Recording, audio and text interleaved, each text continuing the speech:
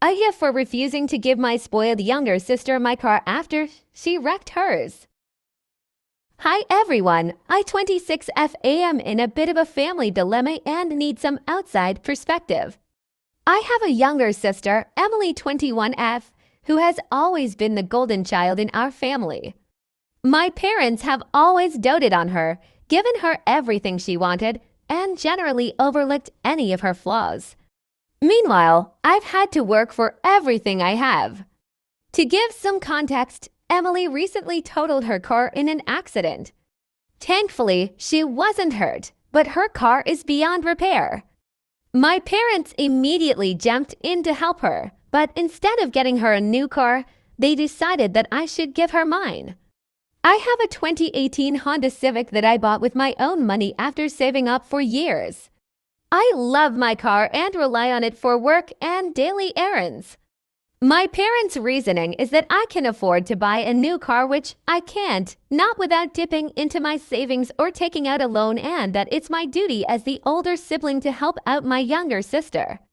When they first brought it up, I thought they were joking. But when I realized they were serious, I firmly told them no. I explained that I need my car and that Emily needs to learn some responsibility instead of always being bailed out. This led to a huge argument where my parents accused me of being selfish and not caring about family. Emily, of course, sided with my parents. She's been crying and telling everyone that I'm being unreasonable and that she needs a car to get to her college classes and part-time job. She's even enlisted our extended family to pressure me into giving her my car, saying things like family helps each other and what's the big deal? You can just buy another one. I'm sticking to my decision, but now I'm being treated like the villain by pretty much everyone. My parents have even threatened to cut me off financially if I don't comply, which is ironic since I'm financially independent and don't rely on them for anything. So Reddit, AITA for refusing to give my spoiled younger sister my car after she wrecked hers. Edit, wow, thank you all for the responses. To answer a few common questions, why don't my parents buy Emily a new car? They claim they can't afford it right now because of some recent financial setbacks, but I suspect it's more about teaching me a lesson in family duty than anything else. What is Emily doing to get a new car herself? Not much, honestly. She's waiting for someone to solve her problem as usual. Have I considered going no contact with my family? It's crossed my mind. The constant pressure and manipulation are exhausting, and I'm starting to wonder if it's worth maintaining these toxic relationships. Thank you all again for your advice and support. It's been incredibly validating to hear that I'm not being unreasonable. Update. Hi everyone. I wanted to give you an update on the situation. After reading all your comments and discussing things with my close friends, I decided to stand firm on my decision. I had one last conversation with my parents where I laid out my boundaries clearly. I told them that while I love Emily, she needs to learn responsibility and that giving her my car wouldn't help her in the long run. This led to another blow-up argument, and true to their word, my parents have cut me off financially. Not that it affects me much, but it's still hurtful. Emily is still angry and hasn't spoken to me since. She's now taking the bus and complaining to anyone who will listen about how unfairly she's being treated.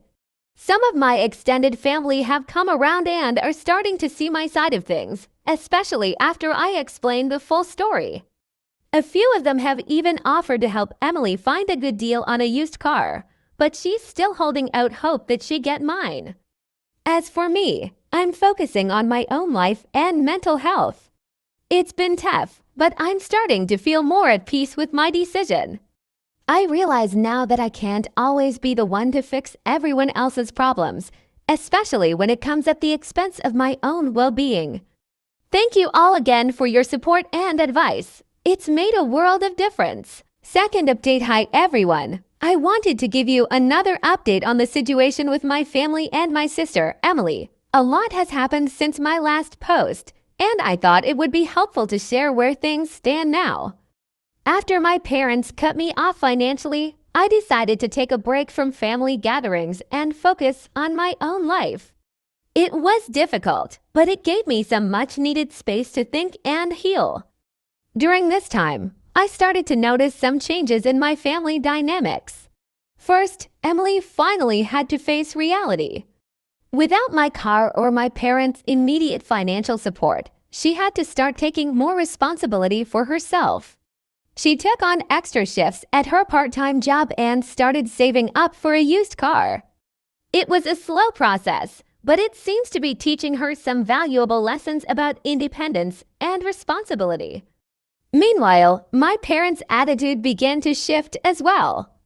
I think they started to realize how unfairly they had been treating me and the impact it was having on our relationship.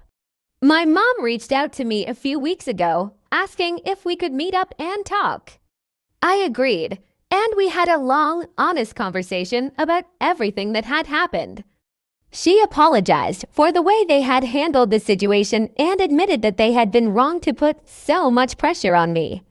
My dad, though more stubborn, eventually came around too. They both expressed regret for their actions and seemed genuinely sorry for the pain they caused. As for Emily, she called me recently to apologize as well. She admitted that she had been spoiled and selfish and that she was beginning to understand why I stood my ground. She thanked me for not giving in because it forced her to grow up a bit. While things are not perfect and there's still some tension, I'm cautiously optimistic about rebuilding my relationship with my family. I've made it clear that I need my boundaries to be respected and that I won't tolerate being treated unfairly again. They've agreed, and we're taking things one step at a time. On a personal note, this whole ordeal has made me stronger and more assertive. I've learned the importance of standing up for myself and not giving in to unreasonable demands, even from family. Thank you all for your incredible support and advice throughout this journey. Your insights and encouragement have been invaluable, and I'm grateful to have had this community to turn to during such a difficult time.